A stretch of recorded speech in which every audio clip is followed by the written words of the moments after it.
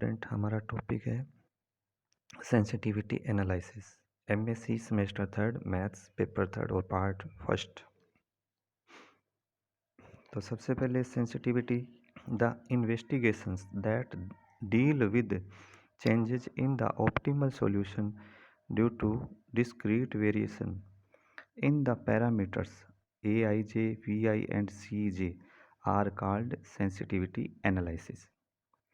The purpose of this chapter, that is objective of sensitivity analysis, is to find how to preserve to a minimum the additional computational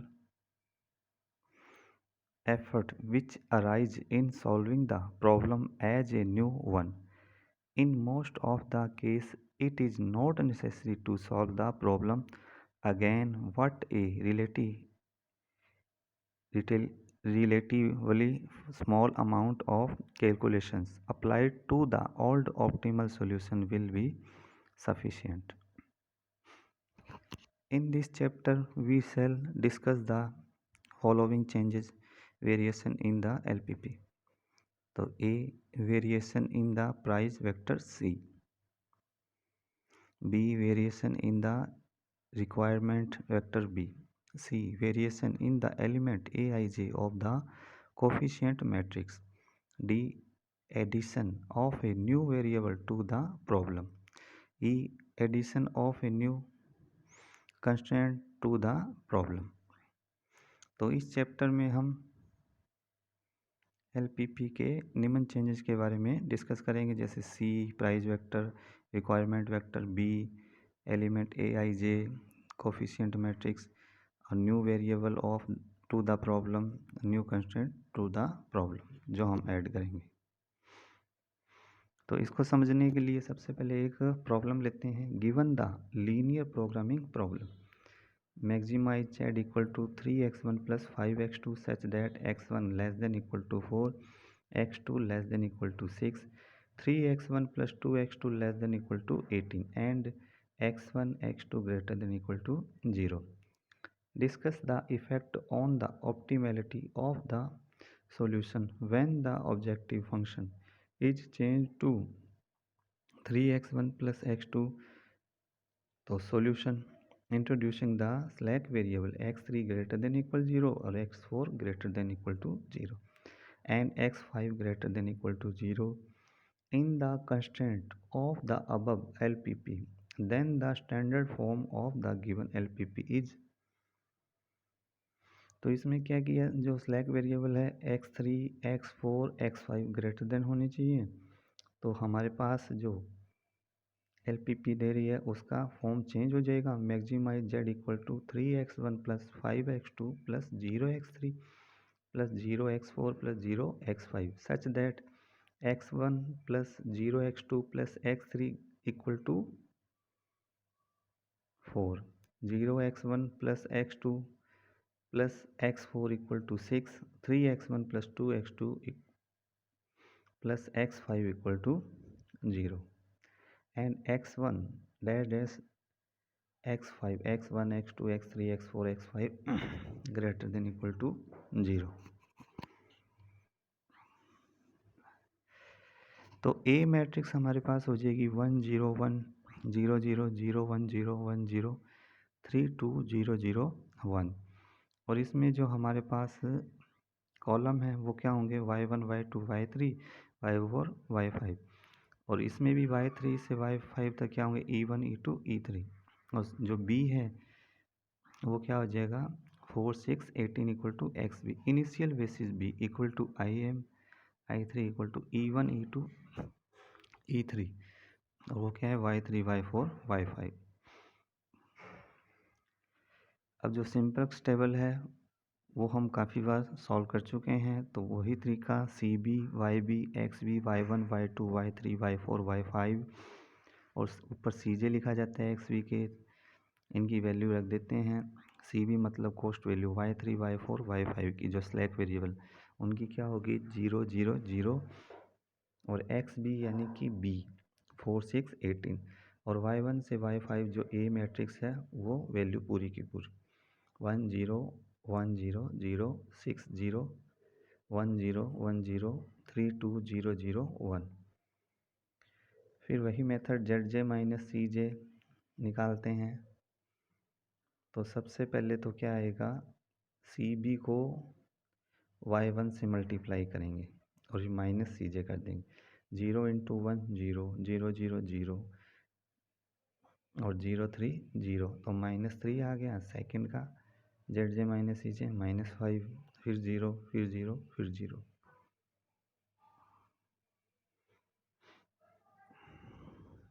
और ZJ minus CJ जो Z = 0 है उसमें क्या है, हमारे पास x1 x2 की value, x1 x2 x3 की value इसमें है ही नहीं, तो कितनी है, 0 है।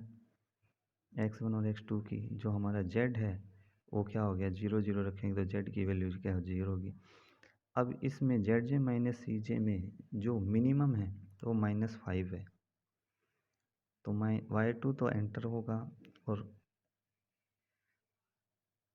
लीव बेसिस के लिए क्या करेंगे, मिनिमम रेशो देखते हैं XBi/YI2, और YI2 क्या होना चाहिए, पॉजिटिव होना चाहिए। तो ये ऊपर वाला तो 4/0, क्योंकि ये 0 से बड़ा नहीं है तो ये नहीं लेंगे। 6/1 6, 18/2 9, तो इसमें क्या है, 6 मिनिमम है, Y4 बाहर जा रहा है। तो since Z2 minus C2 = -5 is most negative, तो इसलिए Y2 enters the basis and Y4 leaves the basis. और की एलिमेंट Y22 = 1, जो Y2 है 2 और Y4 2, तो की एलिमेंट क्या आ गया, 1। और फिर नेक्स्ट टेबल, सिंप्लेक्स टेबल में जो हम नेक्स्ट टेबल बनाते थे, तो की एलिमेंट वाली जो रो है उसको की एलिमेंट से डिवाइड करके लिख देते थे, और बाकी क्या किया जाता था कि सबसे पहले जो पुरानी टेबल की रो है उसको लिखा जाता था, फिर की एलिमेंट के ऊपर वाला जो अवयव है उसको, जो नई हमने रो लिखी है उसे मल्टीप्लाई करके उसके नीचे लिखते थे, फिर दोनों को घटा देते थे, तो हमारे पास नई वैल्यू आती थी। तो सबसे पहले तो इसमें Y2 एंटर हो रहा है, तो Y2 की कॉस्ट प्राइस क्या है, 5, और की एलिमेंट से डिवाइड कर दिया 1 है तो 6 0 1 0 1 0।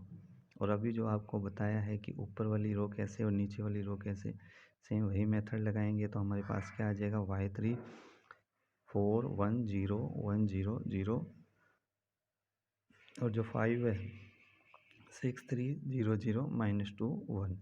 सेम वही मेथड ZJ माइनस CJ, तो क्या आएगा, सबसे पहले -3 आ जाएगा, फिर 0 0 5 0।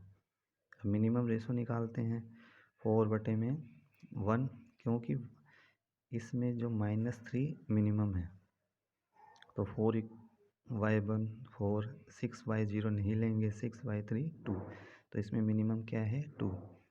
तो सिंस Z और जो 30 मान आ रहा है वो कैसे आ रहा है, Y2 की वैल्यू यानी X2 की वैल्यू 5 है, तो जो हमारे पास ऑब्जेक्टिव फंक्शन है उसमें x1 की वैल्यू 0 और x2 की वैल्यू 5 रखेंगे तो z कितना आएगा, 30।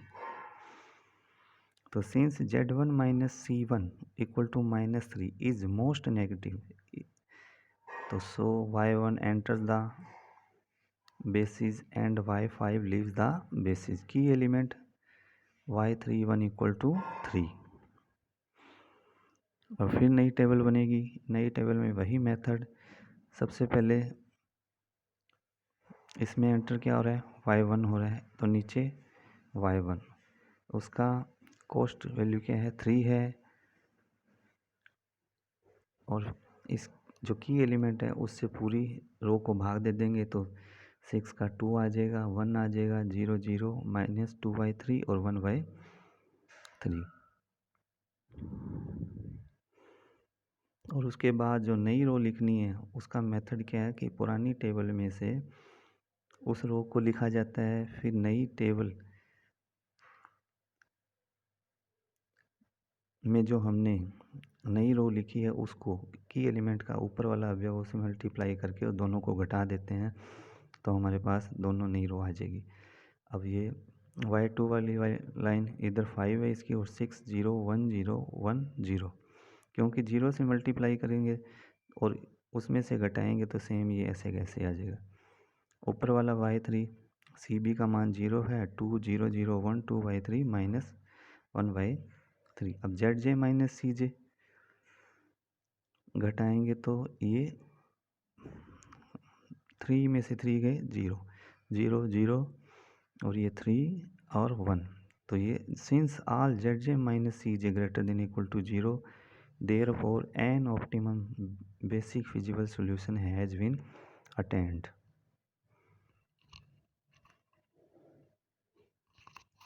Since all Zj minus Cj greater than equal to 0, therefore an optimum basic feasible solution has been attained. Since the objective function is changed to 3x1 plus x2, C2 has been changed to 1 keeping C1 fixed। C2 को किस में कर दिया, change to 1 में change कर दिया, और C1 क्या है, फिक्स्ड है। तो so we find the variation in C2। Variation in C2, तो since C2 belongs to CV, the range of delta C2 is given by. तो डेल्टा C2 को कैसे फाइंड करते हैं, तो मैक्सिमम J ब्रैकेट में minus Z J minus C J oblique y2j, और y2j greater than 0 less than equal to delta C2 less then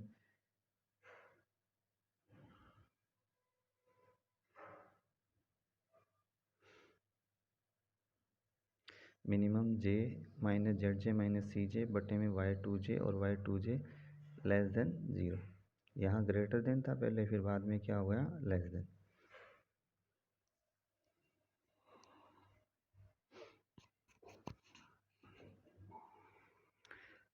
तो हमें टेबल में से y2j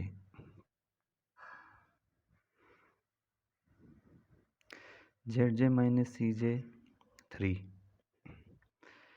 मैक्सिमम, तो ये माइनस आगे है, -3 बटे में y2j कितना है,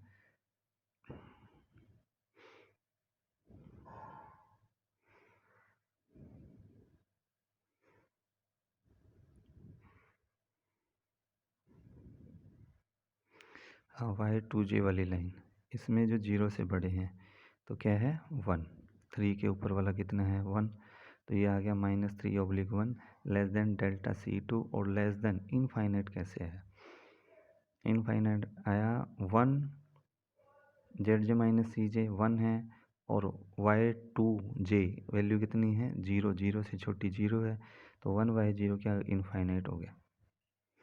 तो हमारे पास that is maximize -3/1 less than equal to delta C2 less than equal to infinite.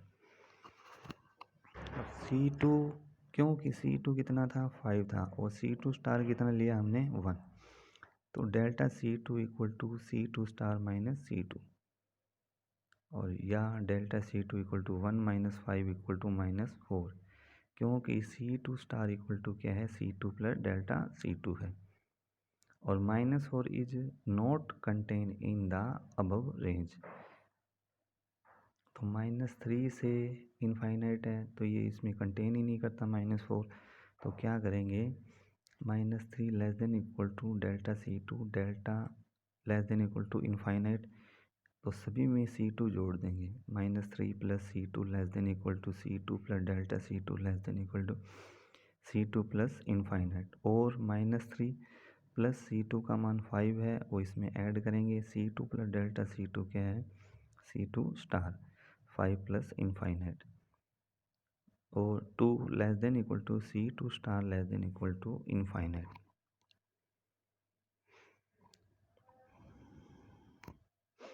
This indicates that if C2 is changed to 1, the optimum solution obtained above does not remain optimal because 1 is not contained in the above range.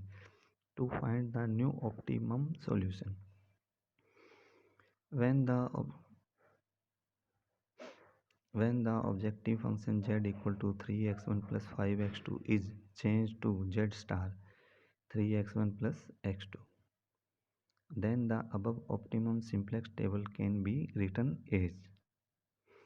जो last हमारी table I थी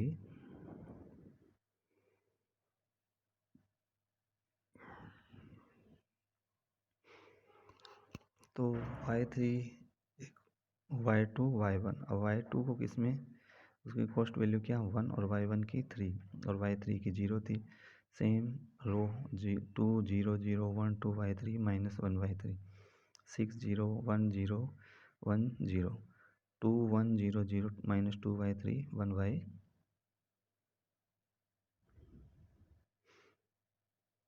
y3। अब इसको solve Z J minus C जे, क्योंकि हम ये क्या कर रहे हैं जो फंक्शन है वो पहले क्या था z equal to 3x1 plus 5x2 था। अब इसमें क्या हुआ z सा 3x1 प्लस x2 y2 की जो ऑब्जेक्टिव फंक्शन में मान है वो 1 हो गया। अब इसको सॉल्व करेंगे तो जेड जे माइनस सी जे 0 0 0 माइनस 1 1। तो इसमें y4 एंटर कर रहा है, मिनिमम रेशो फाइंड करेंगे 2y3 equal to 3 6y1 equal to 6 और 2y माइनस वाला लेना ही नहीं है इसलिए छोड़ देंगे। तो इसमें मिनिमम क्या है 3 है, यानी कि y3 लीव्स द। और जेड स्टार y1 और y2 की वैल्यू जेड स्टार में पुट कर देंगे x1 और x2 की। ये जेड स्टार क्या आएगा 12। Since z4 minus c4 equal to -1 is most negative, तो y4 enters the basis and y3 leaves the basis. तो की element equal to y14 equal to कितना है 2/3। अब नई टेबल, सबसे पहले CV की वैल्यू, क्योंकि इसमें y4 एंटर हो रहा है, y4 कॉस्ट वैल्यू 0 है और की एलिमेंट से इसको भाग दे दिया तो क्या आ गया 3 0 0 3/2 1 माइनस 1/2। और बाकी रो का मेथड आपको बताया गया है तो उसको सॉल्व करके यहाँ लिख देंगे 1 3 0 1 minus 3/2 0 1/2 3 4 1 0 1 0 0। Z J minus C J वही method 0 0 3/2 0 1/2 Z J minus C J. C V को y1 से मल्टीप्लाई करेंगे और सभी प्लस में लिखेंगे तो 0 into 0 plus 1 into 0 plus 3 into 1 minus C J 3। तो ये 0 0 3/2 0 1/2 सभी क्या आ गए पॉजिटिव आ गए।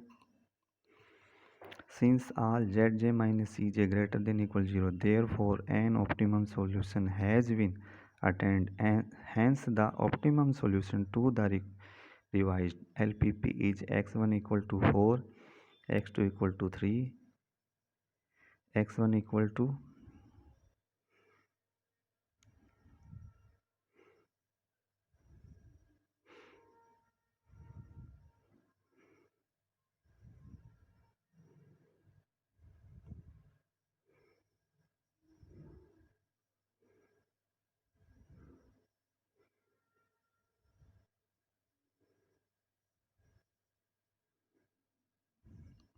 x2 equal to 3, तो maximum z star equal to 15।